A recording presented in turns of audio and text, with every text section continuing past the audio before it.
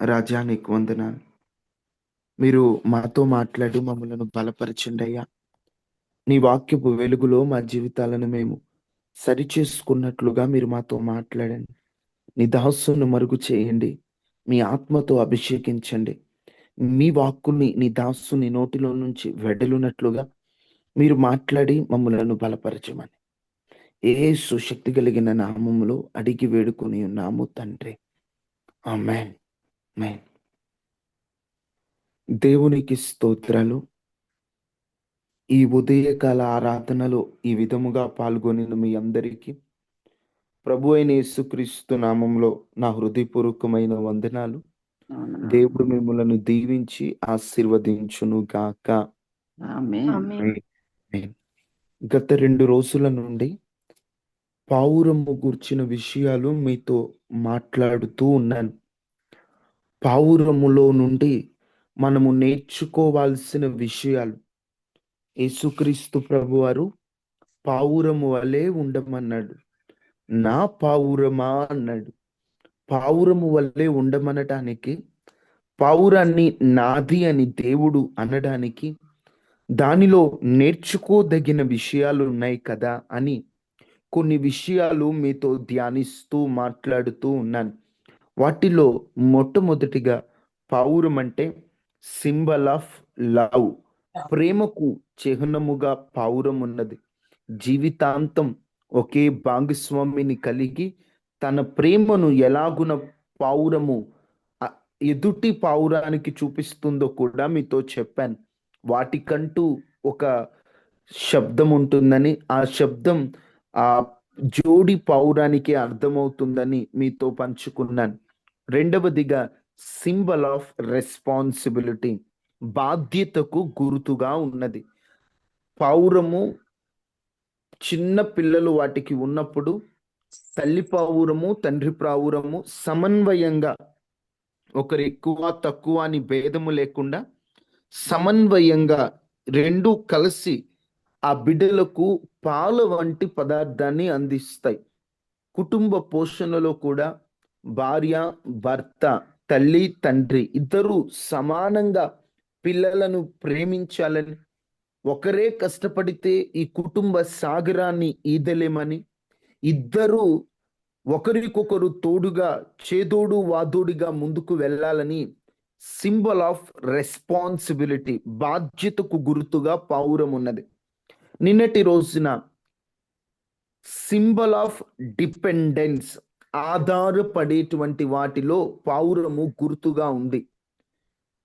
పావురము బండ సందులను ఆధారం చేసుకొని బండ సందులలో నివసిస్తుంది.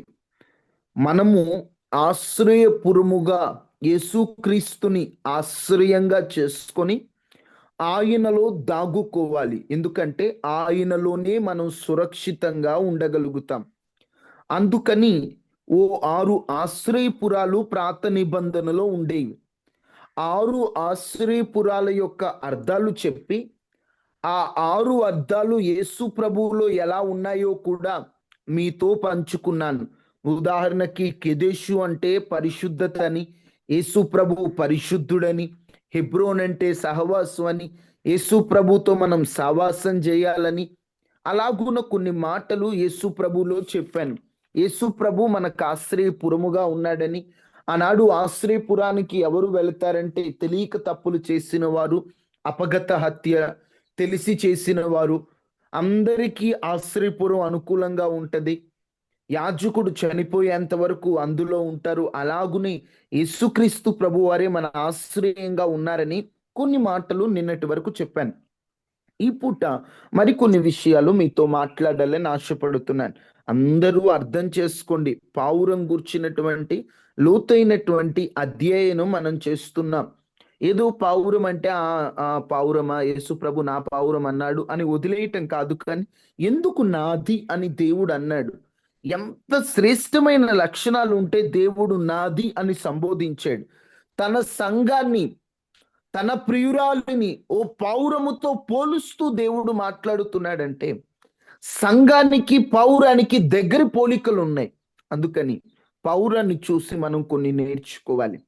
నాలుగవది, పావురము సింబల్ ఆఫ్ ప్యూరిటీ. ప్యూరిటీ అంటే పరిశుద్ధతకు చిహ్నంగా ఉన్నది. పావురం పరిశుద్ధతకు చిహ్నంగా ఉన్నది. అందుకనే మత్తయి సువార్త 10:16లో మనం ముందు చూసినప్పుడు పావురము వలె నిష్కపటముగా ఉండమన్నాడు. నిష్కపటము అంటే కపటము లేనిది, మోసము లేనిది. తర్జుమాలో పాపము లేనిది, చేదు లేనిది. ప్రతి పక్షిలో కూడా శరీరములో చేదు ఉంటది.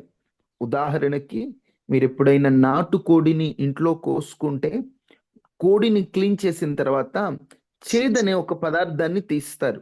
కోడనే కాదు గాని ప్రతి పక్షిలో చేదు ఉంటది. ఆ చేదును తీసేసి మిగతావన్నీ కలిపి కూరను కూరను వండుతారు. కానీ పావురములో చేదు ఉండదు. అది మలినము లేనిది, అది కళంకము లేనిది, అది పరిశుద్ధమైనది. అందుకనే తన ప్రియురాలిని పోలుస్తూ పరమగీత గ్రంథం 5:2 ఏమని సంబోధిస్తారు ఒకసారి చూడండి.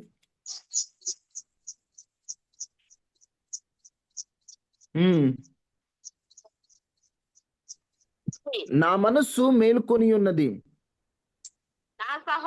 నా సహోదరి నా ప్రియురాల,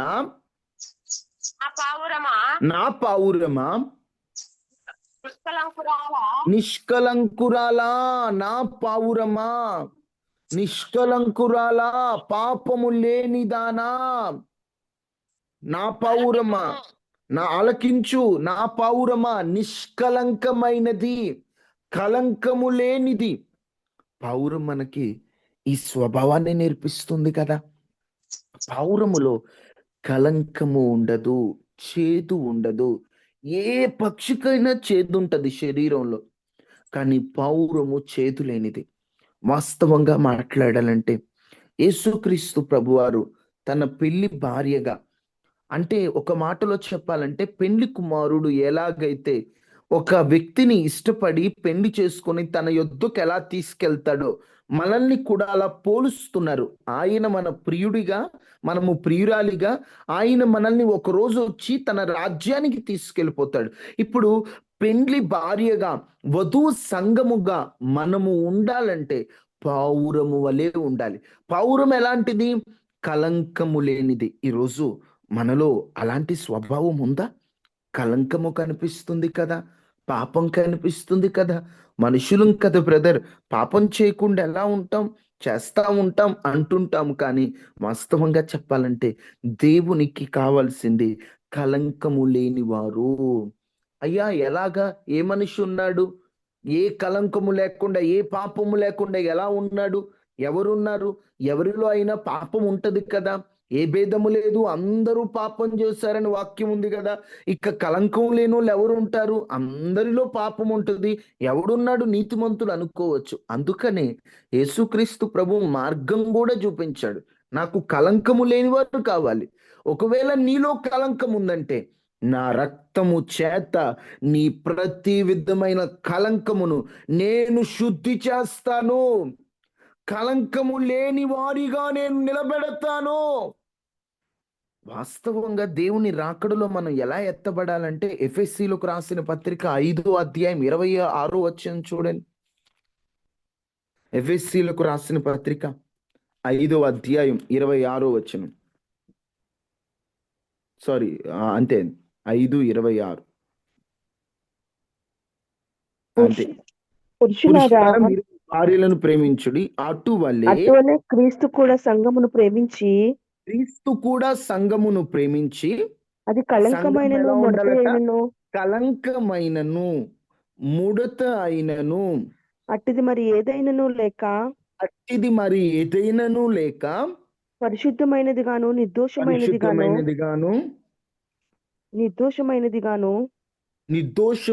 గాను మహిమగల సంఘముగాను ఆయన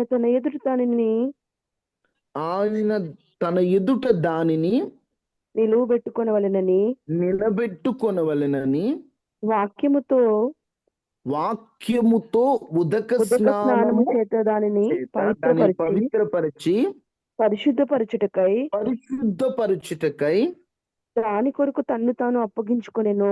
దాని కొరకు తన్ను తాను అప్పగించుకునేను. ప్రశ్న ఇక్కడే ఉంది, జవాబు ఇక్కడే ఉంది.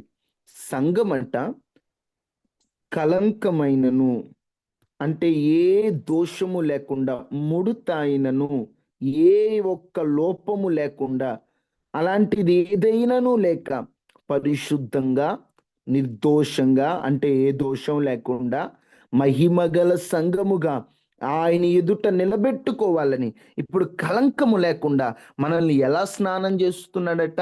వాక్యమనే ఉదక స్నానము. వాక్యము ద్వారా దేవుడు మనల్ని శుభ్రపరుస్తున్నాడు. నిజం చెప్పాలంటే మనము శుభ్రపరచబడుతున్నాం దేవుని వాక్యము చేత. మనందరిలో ఏదో ఒక లోపం ఉంటది, ఏదో ఒక పొరపాటు ఉంటది. వాక్యం వినినప్పుడు ఆ వాక్యం ద్వారా ఆ పొరపాటులు మనలో శుభ్రమవ్వాలి. అందుకని దేవుని వాక్యాన్ని సబ్బుతో పోలుస్తారు. సబ్బు ఒంటి మీద పెట్టుకున్నప్పుడు ఏమవుతుంది? ఒంటికి ఉన్న మురికి పోతుంది. ఇప్పుడు నీ ఆత్మకి కలంకం ఉంది, నీలో లోపం ఉంది, నీ మనస్సు బాలేదు, నీ ఆలోచనలు బాలేదు, నీ తలంపులు బాలేదు, నీ విధానాలు బాలేదు. అప్పుడు నువ్వేం చేయాలి? వాక్యాన్ని వినినప్పుడు, వాక్యాన్ని చదివినప్పుడు ఆ వాక్యం ద్వారా నువ్వు కడగబడుతూ ఉండాలి. ఆ వాక్యం ద్వారా శుద్ధి చేసుకుంటూ ఉండాలి. ఈ రోజున యథార్థంగా వాక్యం వినేవాళ్ళు చాలా తక్కువగా ఉన్నారండి. యథార్థంగా వాక్యం వినాలనుకుంటున్న వారు చాలా తక్కువగా ఉంటున్నారు. అందరూ ఎలా తయారయ్యారంటే, వాక్యం వినడానికి వెళ్తే జడ్జిమెంట్లు వేస్తుంటారు. ఈ పాస్టర్ గారు ఇలా చెప్పారు, ఆ పాస్టర్ గారు అలా చెప్పారు, ఆయన చూడు ఇలా చెప్పాడు. నీవు ఎక్కడికన్నా వెళ్ళినప్పుడు ఎవరు ఎలా చెప్పారో నువ్వు పోల్చడం, వాళ్ళకి పరీక్షలు పెట్టడం, ఈయనకంటే ఆయన బాగా చెప్పాడు, ఇవి కాదు. దేవుడు నాతో ఏం మాట్లాడుతున్నాడు, నేనేం మార్చుకోవాలి, నేనేమి నేర్చుకోవాలి, నాలో ఏదైనా కలంకం ఉందేమో, ఈ వాక్యం ద్వారా నన్ను నేను ఎలా కడుగుకోవాలి, ఈ వాక్యం ద్వారా నేను ఏది నేర్చుకోవాలి, ఈ వాక్యం ద్వారా ఏది మార్చుకోవాలని వాక్యం పట్ల శ్రద్ధ కలిగి ఉండాలి. ఎప్పుడైతే కాస్త ఆత్మీయంగా ఎదుగుతుంటామో, ఎప్పుడైతే కొంచెం బలపడాలనుకుంటుంటామో, సాతాను ఈ ముళ్ళు పెడతాడు మనలో. ఏ ముళ్ళు అంటే, వేరే వాళ్ళు వాక్యం చదువుతుంటే ఏముందిలే, ఒక నిర్లక్ష్య స్వభావం, నాకు వాక్యం తెలుసులే అనే ధీమా. దయచేసి అలాంటి వాటిలో అపవాదికి మనం అవకాశం ఇవ్వకూడదు. వాక్యం నువ్వు వింటున్నప్పుడు వెంటనే దైవ జనుని ద్వారా నీలో ఉన్న లోపం దేవుడు మాట్లాడాడంటే వెంటనే అడుగు, అయ్యా నన్ను కడుగయ్యా, నీ వాక్యం ద్వారా నాతో మాట్లాడావు, నన్ను శుభ్రపరచు అని. వాక్యము ద్వారా నీవు కడగబడాలి, యేసు రక్తము చేత కడగబడాలి, బాప్తిస్మము ద్వారా కడగబడాలి. అలా కడగబడి నీవు పరిశుద్ధునిగా మార్చబడాలి. పరిశుద్ధులే దేవునికి ముఖ్యం. పరిశుద్ధత లేనివాడు దేవునిని చూడలేడు. అందుకని కలంకము లేని వారిగా మనం సిద్ధపడాలి. మనం ఉన్న జనము బాలేదు, మూర్ఖమైన జనములో, వక్ర జనముల మధ్య ఉన్నాం. చూడండి, అక్కడే ఫిలిప్పి 2:14 ఉంటది పక్కనే.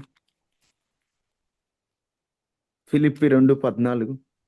మీరు మూర్ఖమైన వక్ర జనము మధ్య, మీరు మూర్ఖమైన వక్ర జనం మధ్య. చూడండి, మూర్ఖులు, మన మనుషులు ఎలా ఉంటారంటే మూర్ఖులు. ప్రతిదానికి ఒక వ్యక్తి చెడిపోతున్నాడు అనుకోండి, పాడైపోతున్నాడు అనుకోండి, ఒక్కడు మాట్లాడాడు, అరే నువ్వు సిగరెట్ తాగుతున్నావురా పోతావురా, బాబు నువ్వు మందు తాగుతున్నావు పోతావురా, అరే నువ్వు అక్రమ సంబంధాలు పెట్టుకుంటున్నావురా నీకు నష్టం వస్తుందని ఎవడూ చెప్పడు. అదే బైబిల్ పట్టుకోమనండి, అబ్బో పాస్టర్ గారు బయలుదేరారండి, అబ్బో కొత్త పాస్టర్ గారు వచ్చారండి, అరే ఏంటి కొత్తగా తెచ్చికెళ్తున్నావు అని, అసలు ఇదేదో పెద్ద పాపం అన్నట్టుగా లోకం. మూర్ఖమైన జనం. అవసరమైనది ఏది? ఈరోజు చాలా మంది యవనస్తులు ప్రభు యొద్దకు రావడానికి చుట్టూ ఉన్న జనానికి భయపడుతున్నారు. బైబిల్ పట్టుకుంటే దూషిస్తున్నారు, దుర్భాషలాడుతున్నారు. అసలు అదేదో చేయరాని కార్యం అన్నట్లుగా వాక్యాన్ని ప్రకటిస్తే, బైబిల్ ప్రకటిస్తే ఏదో తప్పులా చేసేస్తున్నారు.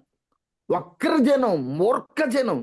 ఈ వక్రమైనటువంటి మూర్ఖ జనం తర్వాత చదవండి అమ్మా. ఈ వక్రజనం మధ్య నిరపరాధులను, నిరపరాధులను నిష్కలంకులను, నిష్కలంకులను అనింద్యులనైన ఇంద్యులునైన దేవుని కుమారులగునట్లు దేవుని కుమారులగునట్లు సనుగులను సంశయములను మాని అనుగులను సంశయములను మాని సమస్త కార్యములను చేయుడి. సమస్త కార్యములు చేయుడి. వాళ్ళను పట్టించుకోవడం, వీళ్ళను పట్టించుకోవడం, ఇవన్నీ పక్కన పెట్టి మీరు మూర్ఖులైన వక్రజనం మధ్య ఉన్నారు.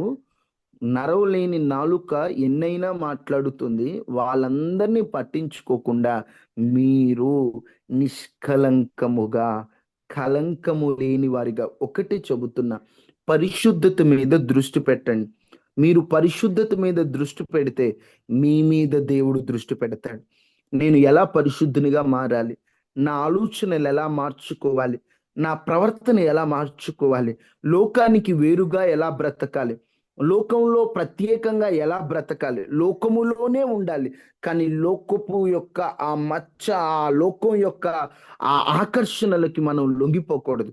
లోకంలో కనిపించేవన్నీ శరీరాశ, నేత్రాశ, జీవపు డంబం, అవి పనికిరానివి కదా. అవి మన తండ్రిలో లేవు. వాటిని అనుసరించు వారందరూ తండ్రికి సంబంధించిన వారు కాదని వాక్యంలో రాయబడి ఉంది కదా. మనకెందుకు చెప్పండి? ఒకటే చెబుతున్నా, పరిశుద్ధత మీద దృష్టి పెట్టండి. నేను ఎలా మార్చుకోవాలి, నా జీవితాన్ని నేను ఎలా నేను సరిదిద్దుకోవాలి, మీలో ఏ లోపం ఉన్నా దైవజనులతో మాట్లాడండి. వాటిలో నుండి ఎలా బయటపడాలో ప్రయత్నం చేయండి. పాపంలో కలిసి ఉండొద్దు. పాపంలో ఉన్నంత కాలం మనకు ఎంజాయ్ ఉన్నట్లు ఉంటుంది. పాపము మొదట మనకు స్వీట్ గానే ఉంటది, మొదట మనకు ఆనందంగానే అనిపిస్తుంది, కానీ తరువాత అంతులేని ఆవేదనను మిగులుస్తుంది. పాపం మొదట అబ్బా సూపర్, ఏరే ఎంత బాగుందో తెలుసా, ఎంత ఎంజాయ్గా ఉందో తెలుసా, రే ఒక్కసారి కొంచెం అలా యవనస్తులు చెప్తారు, కొంచెం బీరు తాగురా బాబా అంటున్నాడు ఒక యవనస్తుడు. ఒరే నీకు ఇప్పుడు ఇలానే ఉంటదిరా, కొన్నాళ్ళు గడవు నేను ఇప్పుడు అంటాడు, అరే మానేయాలనుకున్నా నా వల్ల కావట్లేదు, దానికి అలవాటు అయిపోయాను, ఎంత ఉండాలనుకున్నా అది తాకుండా ఉండలేకపోతున్నాను, అప్పులు చేసి మరీ తాగుతున్నాను అంటున్నాడు. మొదట నీకు ఆనందాన్ని ఇచ్చినట్లే కనిపిస్తున్నది కానీ తర్వాత నిన్ను అది అంతులేని ఆవేదనలోకి తీసుకెళ్తుంది. ఒకటే చెబుతున్నా, కలంకము లేని వారిగా ఉండటం మీద దృష్టి పెట్టండి. పావురం మనకు అదే నేర్పిస్తుంది. అన్ని పక్షుల వంటిది కాదు పావురము, అందుకే దానిలో చేదు లేదు. క్రైస్తవుడు కూడా చేదు లేనోడుగా ఉండాలి. మన దేవుడు పాపాన్ని సపోర్ట్ చేసే దేవుడు కాదు. దావీదైనా, అది ఎవరైనా, సొలొమోనైనా, సంసోనైనా, యోసేపైనా, లేకపోతే ఇంకొకరైనా పాపము చేస్తే తప్పే. హలో దావీదు గారు, మీరంటే నాకు ఇష్టం కాబట్టి నువ్వేం చేసినా సరే అనేటువంటిది లేదు. నువ్వు దావీదైనా కొన్నాళ్ళు విడిచిపెట్టడం పాపం చేస్తే, నువ్వు ఎవరివైనా, నువ్వు జ్ఞానవంతుడు సొలొమోనువైనా పాపం చేస్తే పక్కన పెట్టేయడమే. నువ్వు బలవంతుడైన సంసోనైనా పాపం చేస్తే, అలాని దేవుడు విడిచిపెడతాడని నేను అనట్లేదు. పాపానికి దేవుడు ఒప్పుకోడని నేను అంటున్నాను. మనం పాపం చేసినప్పుడల్లా ఆయన విడిచిపెడితే మనం ఏమైపోయే వాళ్ళం. ఆయన విడిచిపెట్టడు. మనల్ని ఆ కలంకములో నుండి బయటకు తీసుకొచ్చి నిష్కలంకులుగా దేవుడు ఉంచాలన్నది ఆయన చిత్తం. నువ్వు పాపంలో ఉండటం ఆయన ఉద్దేశం కాదు, నువ్వు వ్యసనంలో ఉండటం ఆయన ఉద్దేశం కాదు, నువ్వు బయటపడటం ఆయనకు కావాలి. ఈరోజు ఏ వ్యసనంలో, ఏ పాపంలో మీరు ఉన్నారో, ఏ యొక్క ఆ వ్యసనంలో కూరుకుపోయిన స్థితిలో ఉన్నారో, ఒక్కసారి ప్రభు సహాయాన్ని కోరండి. ఊబిలో నుండి బయటకు తీసుకురాగలిగిన వాడు మనం నమ్ముకున్నటువంటి దేవుడు. ఆయన పూడులో నుండి ఒక వ్యక్తిని ఎలా బయటికి తీసుకురాగలుగుతారు, అలాగున పాపపు పూడులో నుండి, ఊపిలో నుండి నేను బయటికి తీసుకొచ్చి సాక్షిగా నిలబెడతాడు. నన్ను కూడా దేవుడు మారుస్తాడు బ్రదర్, ఖచ్చితంగా మారుస్తాడు. ఆయనకు అసాధ్యమైంది ఏం లేదు. ఆయన పరిశుద్ధుకున్న పరిశుద్ధుడైనటువంటి దేవుడు. 4 ఏం చెప్పాను? పావురము సింబల్ ఆఫ్ ప్యూరిటీ, పరిశుద్ధతకు చిహ్నంగా కనిపిస్తుంది పావురం. అర్థమవుతుందమ్మా? దానిలో కలంకం ఉండదు, చేదు ఉండదు. మనం కూడా అలాగనే ఉందాం. మనుషులం కదా బ్రదర్, పాపం చేయాలి, పాపం చేయకుండా ఎలా ఉంటాం అనొద్దు. ప్రయత్నం చేయండి అమ్మా. 100 మార్కుల మీద దృష్టి పెడితే 90 అన్నా రావా? అమ్మో 100 ఎక్కడొస్తాయి బ్రదర్, ఒక 60 మీద దృష్టి పెట్టావంటే నువ్వు పాస్ అవుతావు లేదో చెప్పలేం. నీ దృష్టి సంపూర్ణ పరిశుద్ధత మీద పెట్టు. పెట్టిన వెంటనే ఉండలేకపోవచ్చు నువ్వు, కానీ నిలబడతా పడతా నిలబడతా నిలబడతా పడతా ఒక రోజుకి నువ్వు స్థిరుడు అవుతావు. ఒకేసారి ఎవరు నిలబడలేరండి. పిల్లలు నడక నేర్చుకునేటప్పుడు కాస్త తడబడటం అది సహజం. మనం కూడా ఇప్పుడు పరిశుద్ధతలోకి వెళ్దాం అనుకున్నప్పుడు ఒకసారి పడిపోయాం అనుకోండి. నేను పడిపోయాను, కొంతమంది ఏంటంటే నేను పడిపోయాను ప్రార్థన చేయను, నేను పడిపోయాను ఇక దేవుడి దగ్గరికి రాను, చీ నేను ఇలాంటి ఉన్నా అలాంటి ఉన్నా, నిన్ను నువ్వు తక్కువ చేసుకోకుండా ఒకసారి రా. ఆయన కృప ఉంది, ఆయన కృప క్షమిస్తాడు.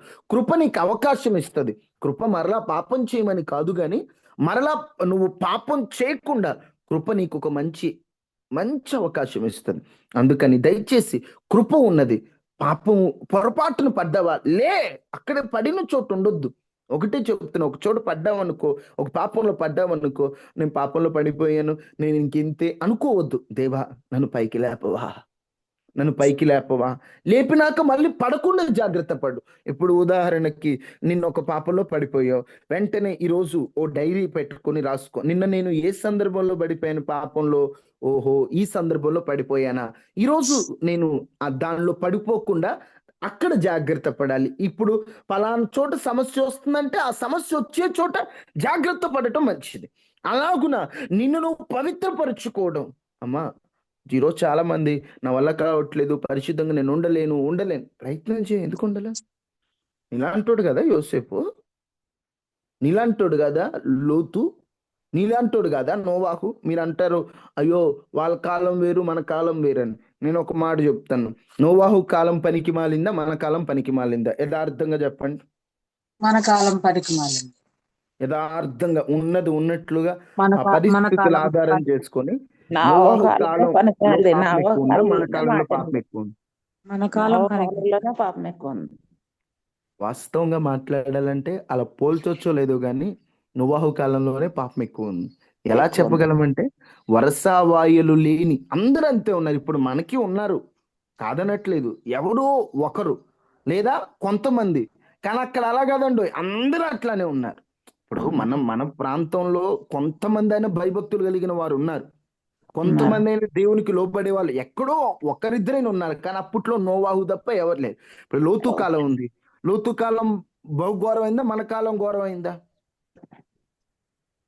లోతు కాలమే అండి. లోతు కాలం ఎంత ఘోరంగా ఉందండి. దేవదూతలు ఇంటికి వస్తే వాళ్ళు వాస్తవంగా దేవదూతలు స్త్రీ పురుష అంటూ ఉండదు. మీ ఇంటికి ఎవరు వచ్చారు కదా, మా కోడికి పంపివా, మేము పాపం చేయాలని చిన్న పిల్లలు మొదలుకొని వృద్ధుల వరకు వచ్చారంట. ఏంటి ఇది అసలు? ఇంత దారుణం దరిద్రం ఎక్కడైనా ఉంటుంది? ఇంటికి వచ్చి మీ ఇంటికి ఎవరు వచ్చారు, మేము పాపం చేయాలి మేము పాపం చేయాలి, చిన్న పిల్లలు వచ్చారంట, చిన్న పిల్లలు వృద్ధులు వచ్చారంట. అంత దారుణమైన పరిస్థితులు.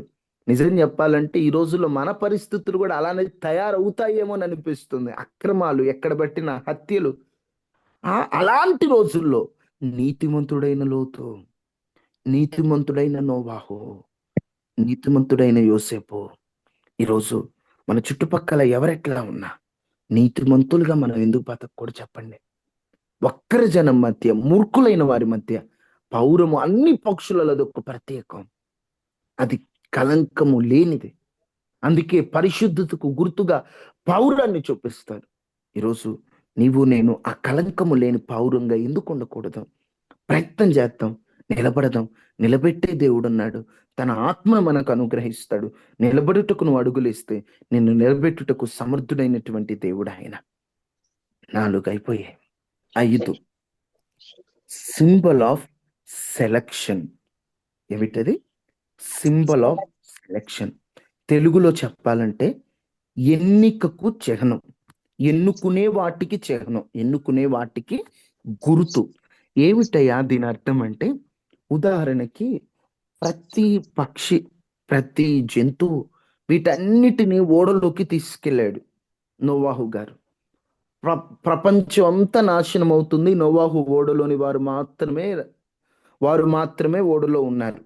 వర్షం 40 రోజులు పగలు రాత్రి ప్రచండమైన వర్షం పడింది. వర్షం ఆగిన తరువాత, ఈ వర్షం ఆగింది కదా, అసలు బయట పరిస్థితి ఎట్లా ఉందో మనం వెళ్ళి చూడాలంటే ఈయన వెళ్ళి చూడడానికి అవకాశం లేదు, జంతువులను పంపించడానికి అవకాశం లేదు, పక్షుల్ని పంపించాలి. ఆయన మొదట ఎవరిని పంపిస్తాడు? కాకిని పంపి కాకిని పంపిస్తాడు. పోయిన కాకి ఏం చేస్తుంది? శవాలు తింటూ ఉండిపోయింది. శవాలు శవాలు ఒక్క మాటలో చెప్పాలంటే వ్యర్థమైనవి, కుళ్ళిపోయి ఉబ్బిపోయి ఉండుంటాయి శవాలు, అంతే కదమ్మా. నీళ్ళలో బాగా నాని నాని ఉబ్బిపోయి ఉంటాయి, కుళ్ళిపోయి ఉంటాయి. ఇది బయటికి వెళ్ళిన వెంటనే వాటిని చూసి ఆహా ఇదే నాకు కావాలని అదేం కోరుకుందంటే కుళ్ళిపోయిన శవాన్ని కోరుకుంది, వ్యర్థమైన ఉబ్బిపోయిన వాటిని కోరుకుంది.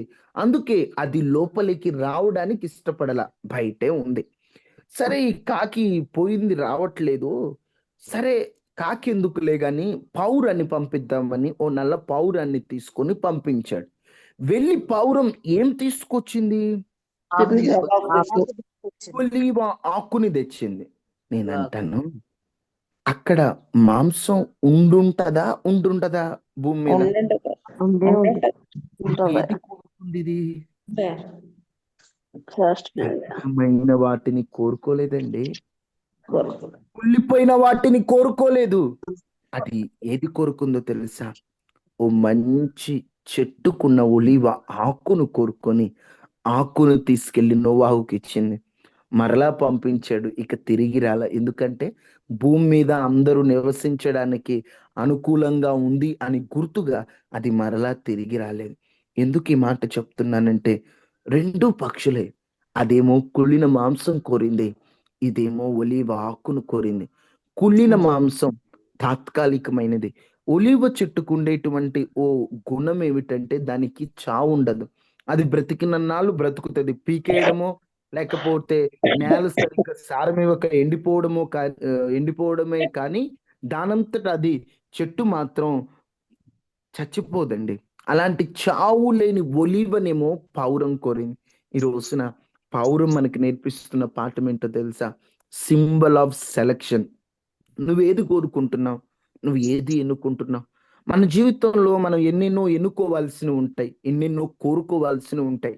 మనం ఏది కోరుకుంటున్నాం, ఏది ఎన్నుకుంటున్నాం? ఒకసారి మీరు ఆలోచించండి.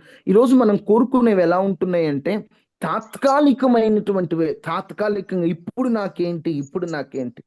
యవనస్తులు కూడా వివాహ విషయంలో తాత్కాలికంగా ఒక బ్రదరు ఆ వివాహం చేసుకోవాలనుకున్నాడు. అయ్యా పలానా సిస్టర్ని వివాహం చేసుకోవాలనుకుంటున్నారు కదా, అంతా బాగానే ఉందా? సిస్టర్ మంచి ప్రార్థన పర్రాలైనా, ఆ కుటుంబం అంతా మంచి భక్తి కలిగిన కుటుంబం అంటే అవన్నీ నాకు తెలియదు బ్రదర్. వాళ్ళు ఒక 5 లక్షలు కట్నం ఇస్తానన్నారు, మనం తీసేసుకుంటున్నాం. అంటే ఇతడు ఏంటి, ఇతని సెలక్షన్ నా డబ్బులు నాకు వస్తే చాలు, తర్వాత ఆమె మంచిది కాకపోతే, నీ కుటుంబాన్ని విచ్ఛిన్నం చేసేదైతే, నీ కన్నీటికి కారణమయ్యేదైతే. ఈరోజు తాత్కాలికంగా ఈరోజు యవనస్తుల డెసిషన్స్ అన్నీ అలాగనే ఉంటున్నాయి, పెద్దల డెసిషన్స్ అన్నీ అలానే ఉంటున్నాయి. ఏదో ఇప్పుడు మనం కాకులం కాదండి, పావురాలు. గుర్తుపెట్టుకోండి. మనం తీసుకునేటువంటి ఆ నిర్ణయం ఎలా ఉండాలో తెలుసా? నీ జీవితాన్ని నిలబెట్టేటువంటి వాటిగా ఉండాలి, నీ జీవితాన్ని తలమానికగా ఉంచేటట్లు ఉండాలి. ఒక ఐడియా మన జీవితాన్ని ఏం చేస్తే ఒక ఐడియా మార్చేస్తుంది. మార్చేస్తుంది. ఇప్పుడు ఎలాంటి ఐడియాస్ తీసుకుంటున్నారు? నేను అడుగుతున్నా, ఎలాంటి ఐడియాస్, ఏది సెలెక్ట్ చేసుకుంటున్నారు? పావురం ఏమో ఒలివ్ ఆకును సెలెక్ట్ చేసుకుంది కదా, మీరు ఎలాంటి ఐడియాస్? ఈరోజు యవనస్తుల ఐడియాలజీ అంతా దెబ్బతినిందండి. నిజంగా ఒకప్పుడు యవనస్తుల ఆలోచనలు చాలా మంచిగా ఉండే. ఈరోజు యవనస్తుల ఐడియాలజీ అంతా కూడా ఏదో అసలు మేమేదో పెద్ద తెలివి కలిగిన వారిగా ఫీల్ అవుతారు, కానీ ఐడియాలజీ ఏం బాలేదు. ఒక మాట చెప్తున్నానండి, యవన వయస్సులో మనం తీసుకునే ఒక్క నిర్ణయం మన జీవితాన్ని శాసిస్తుంది. ఒక్క ఐడియా మన జీవితాన్ని శాసిస్తుంది. 60 ఏళ్ళ జీవితం నాశనం అవ్వకుండా ఉండాలంటే 20 ఏళ్ల లోపు మంచి ఐడియా తీసుకోవాలి. విజయం సాధించాలన్నా ఇదే వయసు, జీవితాన్ని నాశనం చేసుకోవాలన్నా ఇదే వయసు. ఎలాంటి వాటి వైపు మీరు ఇంట్రెస్ట్ చూపిస్తున్నారు? ఎలాంటి వాటిని కోరుకుంటున్నారు? ఎలాంటి వాటిని కావాలనుకుంటున్నారు? ఒకసారి ఆలోచించండి. మనం ఎలాంటి నిర్ణయాలు తీసుకుంటున్నాం? ఎలాంటిది మనం కోరుకుంటున్నాం, ఎలాంటిది కావాలనుకుంటున్నామో ఒకసారి పరీక్షించుకోండి. మనం తీసుకున్న ఒక్క నిర్ణయం మన జీవితాలని శాసిస్తుంది. ఒక మాట చెప్తాను, సాతాను ఏం చేస్తాడంటే ఒక ఐడియాతో మన జీవితం ఎక్కడ ఆశీర్వదింపబడిద్దేమోనని చెప్పి మన ఐడియాలజీని దెబ్బతీస్తాడు. నువ్వు ఒక మంచి ఐడియా తీసుకుని ఈరోజు కొంతమంది యవనస్తులు కష్టపడి చదువుకుందాం, మంచి ఉద్యోగాన్ని పొందుదాం అనుకుంటాడు. సాతాను అంటాడు, ఎవడికొస్తున్నాయి ఉద్యోగాలు, నువ్వు ఉద్యోగం చేయమాక అంటాడు. సరే నేను ఉద్యోగం చేయను, ఏదైనా వ్యాపారం పెట్టుకుందామని నువ్వు అలా ముందుకెళ్ళావనుకో, బిజినెస్ లో అన్ని నష్టాలే కదా, నువ్వు ఎందుకు వెళ్తున్నావు అంటే నేను ఏమి చేయనీయకుండా చేస్తాను. ఒకటే చెప్తున్నా, బిజినెస్ అని నేను అనలేను, జాబ్ అని నేను అనలేను. దేవుడు మీ పట్ల ఎలాంటి ప్రణాళిక కలిగి ఉన్నాడో నాకు తెలియదు. ఏది తీసుకున్నా ఒక మంచి ఐడియాలజీతో, ఒకటి ప్రార్థనతో, రెండు పెద్దల సహాయముతో, సేవకుల సహాయముతో మంచి నిర్ణయాలు తీసుకోండి. ప్రార్థన చేసుకోండి, పెద్దలను అడగండి, అనుభవజ్ఞులు అడగండి. నేను పలాంది చదవాలనుకుంటున్నాను, పలానా వ్యాపారం పెట్టాలనుకుంటున్నాను, పలానా బిజినెస్ స్టార్ట్ చేద్దాం అనుకుంటున్నాను, దాన్ని ఎలా సాధించాలి, ఎక్కడ తొందరపడకుండా ఓ మంచి స్ట్రాటజీతో మీరు ఒక పని ప్రారంభించండి. ఈరోజు యవనస్తులకి స్ట్రాటజీలు ఉండట్లా. ఎవడో ఒకడు వచ్చి చెప్తాడు, ఈ బిజినెస్ పెట్టేద్దరా మనకు డబ్బులు వచ్చేస్తాయి అంటాడు. అది మేలా కీడా ఏం ఆలోచించడు. నాకు డబ్బులు కావాలని చెప్పి పెట్టుబడులు పెడతాడు. తర్వాత వాడు నష్టపోతాడు, ఇంట్లో వాళ్ళని నష్టపోయేటట్లు చేస్తాడు. అలాంటి తొందరపాటు సెలక్షన్స్ వద్దు. ఒకటే చెప్తున్నా, మంచి సెలక్షన్ ఎలా ఉండాలంటే మీరు తీసుకున్న ఒక నిర్ణయం కొంతమందికి మాదిరిగా మారాలి. బా, ఎలాంటి ఐడియా, మంచి ఐడియా వచ్చింది బ్రదర్ మీకు. అసలు అంత మనం ప్రేయర్ఫుల్గా, ఎవరైతే ప్రార్థనలు ఎక్కువ ఉంటారో, ఎవరైతే దేవునితో ఎక్కువ సవాసంలో ఉంటారో వాళ్ళ ఐడియాలజీని దేవుడు బ్లెస్ చేస్తాడు. అందుకే వాళ్ళు తీసుకునే నిర్ణయాలు ఎప్పుడు ఆశీర్వాదకరంగా ఉంటాయి. ఈరోజు ఒకటి సింబల్ ఆఫ్ సెలక్షన్. పౌరు మనకు చెప్తుంది, ఇదిగో నేను ఏదో కులిపోయిన మాంసాలు లేకపోతే ఏవేవో వాళ్ళ బట్టలు ఉబ్బిపోయి పైకి వచ్చి ఉంటే ఆ బట్టలు అలాంటివి పనికిరానివి కోరుకోలే. ఆమె ఒలివ ఆకులను పౌరం కోరుకొని ఆకుని తీసుకొచ్చి ఇచ్చింది. ఈరోజు నువ్వు ఎలాంటివి సెలెక్ట్ చేసుకుంటున్నావు? నీ లైఫ్ని ఆశీర్వదించే వాటి మీద, దిశానిర్దేశం చేసేటువంటి వాటిని సెలెక్ట్ చేసుకుంటున్నావా? ఏదో తాత్కాలికంగా, ఏదో ఈ లోకంలో ఎంజాయ్ చేయాలన్నట్టు సెలెక్ట్ చేసుకుని ఈరోజు యవనస్తుల సెలక్షన్ అంతా పాడైపోయింది. మొత్తం బట్టల నుంచి యవనస్తులు చేసే పని వరకు అన్నీ పాడైపోతున్నాయి. సెలక్షన్, బట్టల సెలక్షన్. రే, ఈ బట్టలు వేసుకో అంటే పలానా హీరో వేసుకున్నాను నేను వేసుకుంటానంటాడు. రే, వాళ్ళేదో మీకు కనబడడానికి అది తాత్కాలికమైనది, వాళ్ళేదో వాళ్ళది. మన జీవితాలు ఒకటే అండి. స్క్రీన్ ముందు నటించేవాడి జీవితాలు, నిజ జీవితంలో బ్రతికే వాళ్ళ జీవితాలు ఒకటేనా? వారిని ఎవరినో రోల్ మోడల్గా పెట్టుకుంటారు. అవి వాళ్ళ హెయిర్ స్టైల్ సెలెక్ట్ చేసుకుంటా ఉంటారు, వాళ్ళ యొక్క విధానాలు సెలెక్ట్ వద్దు వద్దు. నీ సెలక్షన్ ఎప్పుడు నీకు నిజం చెప్పాలంటే, నేను వాళ్ళలా ఉంటా, నేను వీళ్ళలా ఉంటా, పలానా హీరోలా ఉంటా వద్దు. నీవు నీలా ఉండు. దేవుడు నిన్ను ఒక వ్యక్తిలా సృష్టించలా, నిన్ను స్పెషల్ గానే సృష్టించాడు. నీ ఒక యునిక్ పర్సన్వి. ఒకరిలా ఉండాల్సిన అవసరం నీకేంటి? నువ్వు నీలా ఉండు చాలు. ఒకరిని మాదిరి తీసుకోవడం వేరు, వాళ్ళలా నేను ఉండాలనుకోవడమే. మాదిరి తీసుకోవడం మంచిదే, కానీ వాళ్ళలా నేను ఉండాలని నువ్వెందుకు ఉండాలి? ఒక మనిషి వేలి ముద్రలు ఇంకో మనిషికి మ్యాచ్ అవ్వవు. నిన్ను ఒక స్పెషల్ పర్సన్ గా దేవుడు సృష్టించాడు, నువ్వు ఒక స్పెషల్ ఆయనకి. ఎందుకు అలాగున వాళ్ళలాగా హీరో వాళ్ళ వీళ్ళ సెలక్షన్స్ నీకు అనవసరం. నీకేది మేలుకరమైందో దేవుణ్ణి అడుగు. వాళ్ళు సెలెక్ట్ చేసుకున్నారు బ్రదర్, వాళ్ళకి బాగుందంట, నాకేదయ్యా, నేను ఏ సెలెక్ట్ చేసుకోవాలని. Symbol of selection. నీవు ఎన్నుకునే వాటిని కూడా పౌరం నీకు ఒక మాదిరిగా ఉంది. మొత్తం 4 చెప్పాను మీకు ఇప్పటి వరకు. 3 రోజుల్లో 4 చెప్పాను. ఒకటి సింబల్ ఆఫ్ లవ్, ప్రేమకు చిహ్నం. సింబల్ ఆఫ్ రెస్పాన్సిబిలిటీ, బాధ్యతకు గుర్తు. సింబల్ ఆఫ్ డిపెండెన్స్, ఆధారపడేటువంటి వాటికి గుర్తు. సింబల్ ఆఫ్ ప్యూరిటీ, పరిశుద్ధతకు గుర్తు, చిహ్నం. సింబల్ ఆఫ్ సెలెక్షన్, ఎన్నుకునే వాటికి గుర్తు. వాస్తవంగా 3 రోజుల్లో ఈ అంశాన్ని పూర్తి చేద్దాం అనుకున్నాను, కానీ ఇంకా ప్రాముఖ్యమైన విషయాలు ఉన్నాయి. ఒక 2-3 విషయాలు ఉన్నాయి. రేపు ఎల్లుండి లోపు, వీలైతే రేపు కానీ ఎల్లుండి లోపు కానీ ఈ పావురపు గుర్చిన సబ్జెక్టు ముగిద్దాం. అందరికి అర్థమవుతుందమ్మా? 4 చెప్పాను, ఇంకా ఉన్నాయి పావురంలో ఉన్న శ్రేష్టమైనవి. అవి రేపు సమయం సరిపోకపోతే ఎల్లుండి కూడా మనం ధ్యానం చేద్దాం. అందరూ తలలు వంచండి. అయ్యా, పావురం ఎలాగా చేదు లేనిదిగా ఉందో నేను అలా ఉండాలని, పావురం ఎలాగా ఉపయోగపడే వాటిని సెలెక్ట్ చేసుకుందో, నేను అలాగున సెలెక్ట్ చేసుకోవాలని నాతో మాట్లాడావు. ఈరోజు నా సెలక్షన్ అంతా పాడైపోయింది. నాకు అసలు ఏది మంచిదో, ఏది చెడ్డదో, ఏది మేలైనదో, ఏది కీడైనదో నాకు అర్థం కావట్లేదు. నేను ఇన్నాళ్ళు వాళ్ళని వీళ్ళని, వాళ్ళు కోరుకుంది నేను కోరుకోవటం, నాకంటే ఒక సపరేట్ సెలక్షన్ లేకుండా అయిపోయింది. నేను నీ సహాయాన్ని అడుగుతున్నా. నాకు మంచివి మేలైనవి కోరుకునే జ్ఞానాన్ని ఇవ్వండి అయ్యా అని అందరూ ప్రార్థన చేసుకోండి. అందరూ ఎవరికి వారు వాక్యం అయిపోయిన వెంటనే ఇంక మోకరించడం, ప్రార్థనలో గడపాలి. ఒక 2 నిమిషాలైనా విత్తబడిన వాక్యాన్ని ఎత్తిబట్టి ప్రార్థన చేయాలి. అందరూ ప్రార్థన చేసుకోండి. నిజమే, నేను ఎన్నుకునే వాటి మంచిగా లేవయ్యా, నాకు తెలియట్లేదయ్యా, నేను మేలైనవి ఎన్నుకోవాలయ్యా, నాకు సహాయం చేయండి అని స్వరాలు అందరూ ప్రార్థన చేయండి. అయ్యా, నేను ఈరోజు సెలెక్ట్ చేసుకునేవి సరిగ్గా లేవయ్యా. అయ్యా, నేను ఎన్నుకునేవి అయ్యా మంచిగా ఉండాలయ్యా.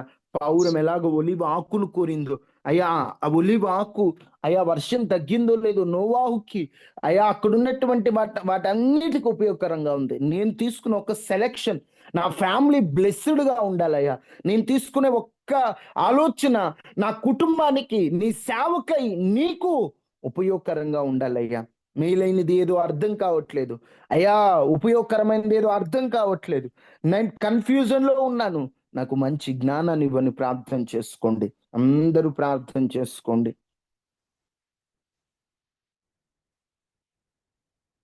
మహాపరిశుద్ధుడా, మహోన్నతుడైన దేవ, మాతో మాట్లాడిన కొన్ని మాటలు బట్టి వందనాలు. పావురము దేనికి చిహ్నంగా ఉన్నదో మాతో మాట్లాడావు. పరిశుద్ధతకు చిహ్నంగా నిష్కలంకముగా ఉన్నది. మాలో కూడా ఆ కలంకము కపటం లేకుండా పరిశుద్ధతపై దృష్టి పెట్టాలి అయ్యా. వక్ర జనం మధ్య, మూర్ఖుల మధ్య మమ్మల్ని మేము కాపాడుకొని వాక్యం అనే ఉదక స్నానము చేత, యేసు రక్తము చేత, బాప్తిస్మం చేత మమ్మల్ని మేము కడుక్కునే కృపనివ్వండి. మా సెలక్షన్ కూడా అయ్యా మేలైనది మేము సెలెక్ట్ చేసుకున్నట్లు సహాయం చేయండి. మేము ఎన్నుకునేటువంటి వాటిని ప్రభువా తండ్రి, యోగ్యమైనదేదో మేలైనదేదో అయ్యా తండ్రి మేము ఎంచి చూసుకున్నట్లుగా ఆ జ్ఞానాన్ని మాకు అనుగ్రహించండి అయ్యా.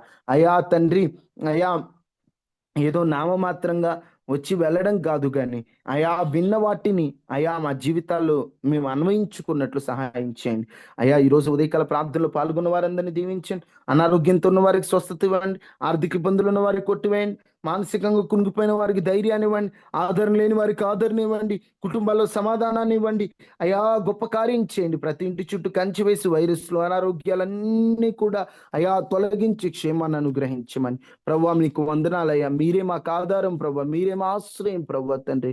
అయా మీ కృప చూపించి మమ్మల్ని ఆదుకొని నిలబెట్టుకోమని, బలపరచమని అయా. మీ శక్తితో మమ్మల్ని నింపమని, మీ వాక్యం ద్వారా మేము బ్రతుకున్నట్లు కృప చూపించమని, మా పని పాటల్లో తోడుగా ఉండి మా చుట్టూ నీ కంచి వేయమని యేసునామం అడిగి వేడుకుంటున్నాం తండ్రి. ఆమేన్, ఆమేన్. తండ్రి అయిన దేవుని ప్రేమ, కుమారుడైన యేసుక్రీస్తు వారి కృప, పరిశుద్ధాత్మ నిన్న సహవాసం మనకి మన కుటుంబాలకి ఎల్లప్పుడు ప్రభు కృప తోడైండును గాక. ఆమేన్, ఆమేన్. అమ్మ, ఇందాక రెండో మాటకి నేను రిఫరెన్స్ చెప్పలేదు టైం లేక, ఒకసారి నోట్ చేసుకోండి. ఫిలిప్పీలకు రాసిన పత్రిక 4:8 నోట్ చేసుకోండి. మెట్టుకు సహోదరులారా, ఏది పవిత్రమైందో, మాన్యమైందో, ఖ్యాతి కలిగిందో వాటి మీద ధ్యానం ఉంచుకోమని ఒక మాట ఉంటది కదా, ఫిలిప్పీ 4:8 అనుకుంటా. ఆ మాటను అందరూ నోట్ చేసుకొని పెట్టుకోండి. తర్వాత ఆది కాండంలో పౌరపు యొక్క రెఫరెన్స్ మీకు తెలుసు కదా, అది కూడా నోట్ చేసుకొని పెట్టుకోండి. అది తెలుసా లేకపోతే చెప్పమంటారా? చెప్పండి. ఆది కాండము 8వ అధ్యాయము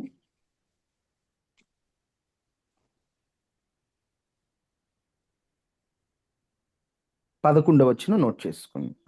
ఆది కాండం 8:11. అది ఈరోజు చెప్పిన రెండవ మాటకి సెట్ అవుతుంది. అందరికి వందనాలమ్మా. సెలవు తీసుకుందాం. వందనాలు తమ్ముడు. తమ్ముడు వందనాలమ్మా, వందనాలమ్మా. ప్రైజ్ లార్డ్ అక్క, ప్రైజ్ లార్డ్ అమ్మా. వందనాలమ్మా. Praise lord.